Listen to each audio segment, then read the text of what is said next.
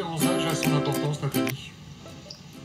Alors c'est vrai que la différence d'âge peut être au bénéfice ou au contraire un frein aux chamailleries, dans le sens où la plupart du temps le décalage va soit permettre une meilleure gestion des situations par exemple par l'aîné qui va entre guillemets un petit peu canaliser, temporiser vis-à-vis de son cadet.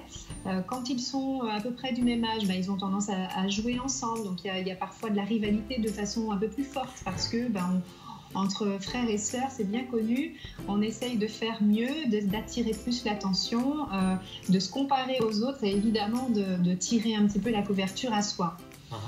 Et par rapport à ces relations entre frères et sœurs ou entre frères ou entre sœurs, ça n'empêche pas la complicité, mais c'est une réaction tout à fait normale qui est les chamailleries, qui est cette différence d'âge et différence de jeu, c'est tout à fait normal, on est d'accord, ce ne sont pas des cas isolés. Non, les chamailleries, on va dire, dans la fratrie sont tout à fait normales, et le fait même qu'il y ait de la jalousie, de la rivalité, c'est pareil, ça fait tout à fait partie des relations dans la fratrie qui, en quelque sorte, nous prépare à la vie en société, qui va nous amener également à vivre et à régler tout un tas de conflits. Donc c'est comme une petite mini-société qui nous confronte aux autres et qui amène les enfants à comparer leur caractère, à avoir aussi à gérer leurs conflits. Donc c'est tout à fait normal. Là où ça le devient évidemment beaucoup moins, c'est quand ça prend des proportions importantes, quand les enfants en souffrent, quand du coup la situation dégénère, quand les bagarres sont interminables. Voilà, quand ça prend de l'ampleur, on pourrait résumer ça comme ça. Alors, comment fait-on? C'est là où vous intervenez, c'est là où on a besoin de vos outils, vos conseils en tant que spécialiste de la famille. Est-ce qu'il faut faire une triangulaire? Est-ce que les parents doivent intervenir, établir des règles? Est-ce qu'on donne un peu plus de mou aux enfants avec donc de la maturité pour leur dire prenez-vous en main, on est parti pour un bon petit moment, il va falloir vivre avec? Comment on fait? Alors déjà, en fait, comme je le dis habituellement, il s'agit de comprendre. Le comportement d'un enfant, c'est jamais un comportement qui arrive comme ça sans raison. Il y a des raisons, il y a des causes, et je vais vous énumérer juste très rapidement quelques causes différentes qui peuvent expliquer que des enfants se chamaillent. Alors, par exemple, parce qu'ils s'ennuient. Ils tournent en rond, ils n'ont pas d'activité, donc en fait, comme ils ont du mal à rester inactifs, ils vont se chercher un petit peu, s'embêter ou faire des choses qui vont et potentiellement dégénérer. Ça peut être aussi parce qu'ils ont besoin justement d'être stimulés sensoriellement, peut-être qu'ils ont besoin aussi d'attention, ou parce que ils ont, c'est un quotidien qui a changé et donc ils réagissent à l'ambiance. Peut-être que les parents sont un peu stressés et que du coup l'enfant ressent ça. Donc ça, c'est des raisons qui peuvent faire que ça va créer de la tension et donc plus de chamaillerie avec les frères et sœurs. Ou par exemple, si l'un des enfants a l'impression que l'un des frères et sœurs est préféré, le fameux chouchou, qui, si c'est pas équitable, évidemment, ça c'est vraiment un élément qui peut déclencher des rivalités, des bagarres en fait entre les enfants. Donc premièrement, c'est ça.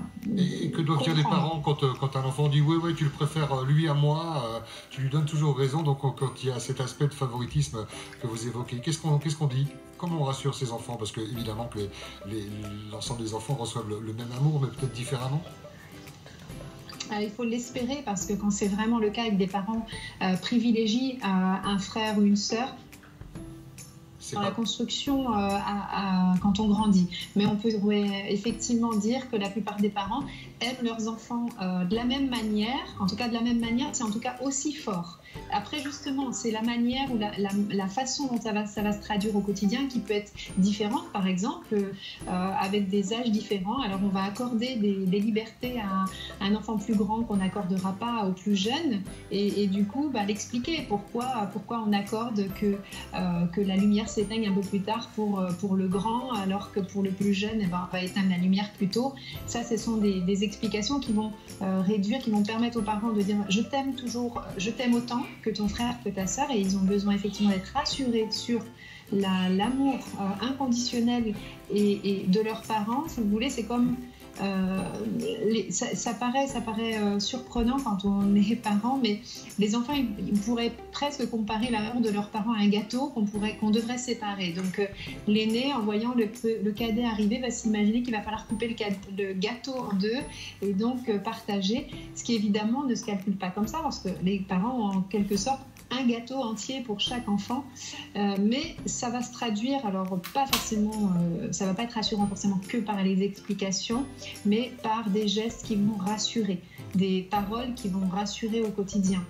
Retrouver un sentiment d'équitabilité, je t'aime autant que ton frère ou ta sœur, même si je vais agir différemment, mais je te le montre au quotidien.